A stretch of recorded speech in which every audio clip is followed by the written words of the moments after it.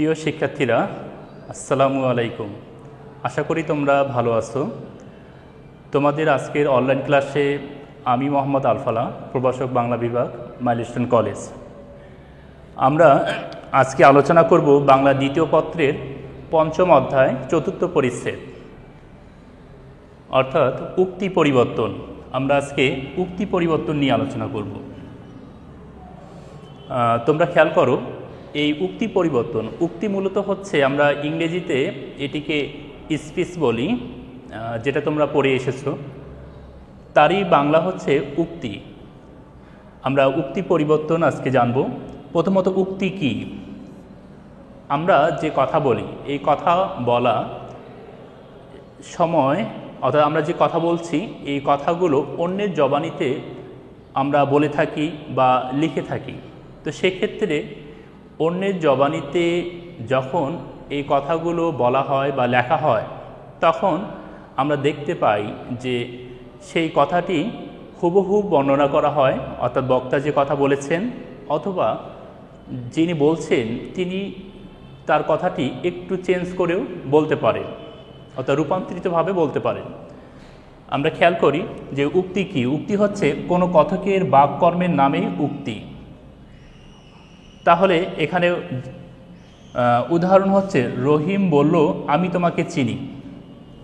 এখানে কেউ একজন বলছেন, অর্থাৎ বা লিখছেন যে রহিম বলল আমি তোমাকে চিনি, অর্থাৎ রহিমের কথাটি হুবহু বর্ণনা করা হলো। এটিকে আবার হচ্ছে একটু পরিবর্তন করেও বলা যায়, যেমন রহিম বলল যে সে আমাকে চেনে। অর্থাৎ কোনো মানুষের এই কথাটি হুবহু বর্ণনা করা হচ্ছে অথবা সেটি একটু পরিবর্তন করে বলা হচ্ছে। তো সেটি যেভাবেই বলা হোক না কেন, এই যে কোনো মানুষের কথা অন্যের জবানিতে যখন বর্ণনা করা হচ্ছে, এটি হচ্ছে উক্তি।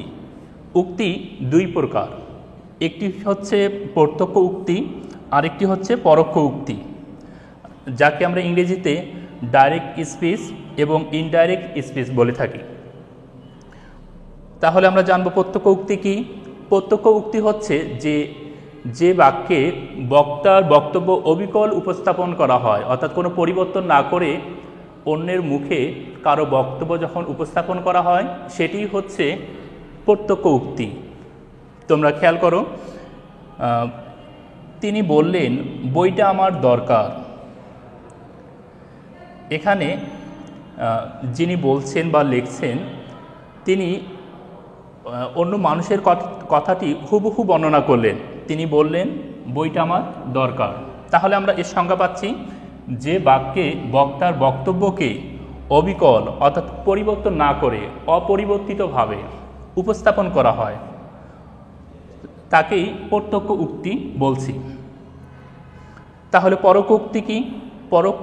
পরোক্ষ উক্তি হচ্ছে যে বাক্যে বক্তার বক্তব্য অন্যের জবানিতে রূপান্তরিতভাবে প্রকাশিত হয়, তাকে পরোক্ষ উক্তি বলে। আমরা খেয়াল করি, উপরে যে প্রত্যক্ষ উক্তিটি ছিল, তিনি বললেন বইটা আমার দরকার। এখানে তিনি বললেন যে বইটা তার দরকার, অর্থাৎ এই বক্তার বক্তব্যটি অন্যের জবানিতে একটু রূপান্তরিতভাবে, অর্থাৎ সেই বাক্যটি রূপান্তরিতভাবে বর্ণনা করা হচ্ছে। এই যে প্রকাশ করার ভঙ্গি, এটাই হচ্ছে পরোক্ষ উক্তি। তাহলে আমরা জানতে পারলাম উক্তি কি, উক্তি কত প্রকার। আমরা এই যে উক্তি পাচ্ছি, প্রত্যক্ষ উক্তি, পরোক্ষ উক্তি, এই প্রত্যক্ষ উক্তিকে পরোক্ষ উক্তিতে রূপান্তর করার কিছু নিয়ম রয়েছে। প্রত্যক্ষ উক্তিকে কিভাবে পরোক্ষ উক্তিতে পরিবর্তন করা যায়, সেই দিকগুলো আমরা খেয়াল করব, যে কোন কোন বৈশিষ্ট্য পরিবর্তন হয়। আমরা শুরুতে একটু খেয়াল করি, এখানে একটি প্রত্যক্ষ উক্তি দেখব, যে খোকা বলল আমার বাবা বাড়ি নেই। আমার বাবা বাড়ি নেই। এখানে যিনি বলছেন, অর্থাৎ উপস্থাপক অংশ, এবং তিনি যা বলছেন সেটি হচ্ছে উপস্থাপিত অংশ। তো এখানে এই অংশটি, তিনি যা বলছেন সেই অংশটি উদ্ধরণ চিহ্নের মাধ্যমে থাকে, এর ভেতরে আমরা পাচ্ছি।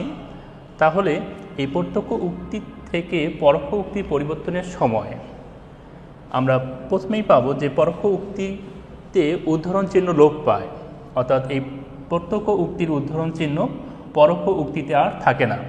খোকা বলল আমার বাবা বাড়ি নেই, তো এখানে খোকা বলল যে তার বাবা বাড়ি ছিলেন না, তাহলে আমরা প্রথমত দেখতেছি যে এই উদ্ধরণ চিহ্ন পরোক্ষ উক্তিতে নেই। অন্যদিকে যেহেতু উদ্ধরণ চিহ্ন চলে গেছে, আমরা এই বৈশিষ্ট্যটি খেয়াল করব, উদ্ধরণ চিহ্ন স্থানে যে সংযোজক অব্যয়টি ব্যবহৃত হয়, তাহলে এই উদ্ধরণ চিহ্নর পরিবর্তে আমরা এখানে যে সংযোজক অব্যয়টি পাচ্ছি। অন্যদিকে এই বক্তার বক্তব্য সঙ্গতি রক্ষার জন্য আমরা দেখব যে বক্তার পুরুষের পরিবর্তন হয়। তো এই বাক্যে একদিকে যেমন উদ্ধরণ চিহ্ন চলে গেছে, সেখানে যে আসছে, অন্যদিকে আমরা এখানে আমার, তার, অর্থাৎ পুরুষের পরিবর্তন হচ্ছে। আমরা জানি পুরুষ 3 প্রকার, উত্তম পুরুষ, মধ্যম পুরুষ, নাম পুরুষ। অর্থ অনুযায়ী এই পুরুষগুলো চেঞ্জ হয়, অর্থাৎ এখানে আমার উত্তম পুরুষ ছিল, তার হচ্ছে মধ্যম পুরুষ। তাহলে আমরা এই নিয়মটি খেয়াল করলাম। এরপরে হচ্ছে বাক্যের অর্থসঙ্গতি রক্ষার জন্য সর্বনামের পরিবর্তন হয়, অর্থাৎ প্রত্যক্ষ উক্তির সর্বনাম পরোক্ষ উক্তিতে যে পরিবর্তন হবে। আমরা একটি উদাহরণ খেয়াল করি। রশিদ বলল আমার ভাই আজই ঢাকা যাচ্ছেন, তাহলে কি হবে? রশিদ বলল যে, অর্থাৎ উদাহরণ চিহ্ন উঠে গেল পরোক্ষ উক্তিতে। এরপর আমার ভাই, অর্থাৎ আমার স্থানে এখানে তার হয়ে গেল, অর্থাৎ এই সর্বনামের পরিবর্তন হয়ে গেল। তার ভাই সেদিনেই ঢাকা যাচ্ছিলেন, এখানে আজই স্থানে সেদিনেই, এটা আমরা এর পরের নিয়মে আর কি খেয়াল করব কিভাবে আর কি পরিবর্তন হচ্ছে। আমরা তৃতীয় নিয়ম খেয়াল করব।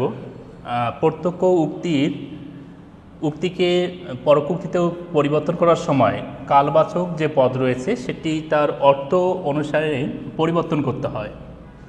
প্রত্যক্ষ উক্তিতে যে কালবাচক শব্দটি থাকবে, পরোক্ষ উক্তিতে সেটি তার অর্থ অনুসারী করতে হয়, অর্থাৎ অর্থ অনুযায়ী সেই শব্দটির পরিবর্তন করতে হবে। যেমন এখানে শিক্ষক বললেন কাল তোমাদের ছুটি থাকবে, এখানে পরোক্ষ উক্তি হচ্ছে শিক্ষক বললেন যে পরদিন আমাদের ছুটি থাকবে, অর্থাৎ এই কাল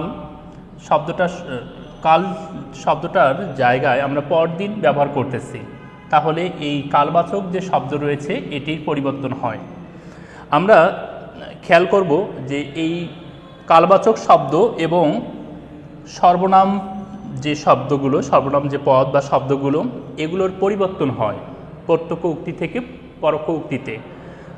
তোমাদের বইতে খেয়াল করবে যে কয়েকটি দেওয়া আছে, যে প্রত্যক্ষ উক্তিতে এই, পরোক্ষ উক্তিতে হচ্ছে সেই, ইহা হলে তাহা, এ হলে সে, আজ হলে সেদিন, এখন হলে তখন, আগামীকাল হলে পরদিন, গতকাল হলে আগের দিন, গতকল্য হলে পূর্ব দিন, ওখানে হলে ওইখানে, এখানে সেখানে। তাহলে যদি আমরা একটু বাক্য তৈরি করি, অর্থাৎ প্রত্যক্ষ উক্তি, যে রহিম বলল আগামীকাল আমি ঢাকা যাব, তাহলে পরোক্ষ উক্তি কী হবে? রহিম বলল যে পরদিন সে ঢাকা যাবে। তাহলে এভাবেই পরিবর্তন হচ্ছে। আমরা 5 নম্বরের নিয়মে খেয়াল করব যে প্রত্যক্ষ উক্তির যে ক্রিয়াপদ রয়েছে সেটি পরোক্ষ উক্তিতে যে পরিবর্তন হয়, অর্থাৎ ক্রিয়াপদের পরিবর্তন হয়। এখানে একটি প্রত্যক্ষ উক্তি, যে রহমান বলল আমি এখনই আসছি, তাহলে পরোক্ষ উক্তি হচ্ছে কি, যে রহমান বলল যে সে তখনই যাচ্ছে, এখানে আসছি এবং এখানে যাচ্ছে, অর্থাৎ এই ক্রিয়াপদের পরিবর্তন হচ্ছে। একদিকে যেমন এই কালবাচক যে শব্দগুলো রয়েছে এটির পরিবর্তন হয়, অন্যদিকে এই ক্রিয়াপদেরও হচ্ছে পরিবর্তন হয়। আমরা এরপরের নিয়ম খেয়াল করব যে যখন প্রত্যক্ষ উক্তি পরোক্ষ উক্তিতে পরিবর্তন হয়, সেক্ষেত্রে আশ্রিত খণ্ডবাক্যের ক্রিয়ার কাল এই পরোক্ষ উক্তিতে সবসময় মূল বাক্যাংশের ক্রিয়ার কালের উপর নির্ভর করে না। আমরা উদাহরণ দিয়ে বুঝতে পারব। যেমন এখানে একটি প্রত্যক্ষ উক্তি, ছেলেটি লিখেছিল শহরে খুব গরম পড়েছে, এর পরোক্ষ উক্তি হচ্ছে ছেলেটি লিখেছিল যে শহরে খুব গরম পড়েছিল। এটি আবার লেখা যায় ছেলে লিখেছিল শহরে খুব গরম পড়েছে। তো এখানে খেয়াল করো ছেলেটি লিখেছিল যে, অর্থাৎ এখানে আমরা পাচ্ছি অতীতকাল পাচ্ছি। তো এখানে অতীতকাল, এখানে পড়েছিল অতীতকাল।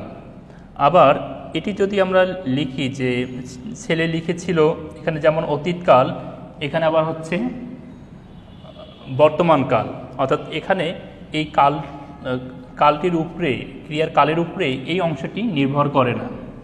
এটি অতীত হতে পারে, বর্তমান হতে পারে, অর্থাৎ চেঞ্জ হতে পারে। আমরা আরেকটি উদাহরণ খেয়াল করি। তপু বলেছিল আমি বাজারে যাচ্ছি। এখানে এটি পরোক্ষ উক্তি হচ্ছে তপু বলেছিল যে সে বাজারে যাচ্ছে। এখানে হচ্ছে বলেছিল, অর্থাৎ এটি হচ্ছে অতীতকাল। এই ক্রিয়াপদটি হচ্ছে অতীতকালের, এখানে হচ্ছে যাচ্ছে, এটি হচ্ছে বর্তমানকালের। অর্থাৎ এটি অতীত হলেই যে অতীত হবে এরকমটা না, অর্থাৎ এটি পরিবর্তন হবে আর কি, তার অর্থ অনুযায়ী এটি পরিবর্তন হয়। আমরা খেয়াল করব যে প্রত্যক্ষ উক্তিটি যদি চিরন্তন সত্য হয়, অর্থাৎ চিরন্তন সত্যের উদ্ধৃতি যদি প্রকাশ পায়, সেক্ষেত্রে পরোক্ষ উক্তিতে কালের কোনো পরিবর্তন হয় না। আমরা জানি যে কালের পরিবর্তন করতে হয় পরোক্ষ উক্তিতে, কিন্তু যদি চিরন্তন সত্য থাকে তাহলে সেক্ষেত্রে পরিবর্তন করতে হয় না। যেমন প্রত্যক্ষ উক্তি শিক্ষক বললেন পৃথিবী গোলাকার। এখানে পরোক্ষ উক্তি হচ্ছে শিক্ষক বললেন যে পৃথিবী গোলাকার।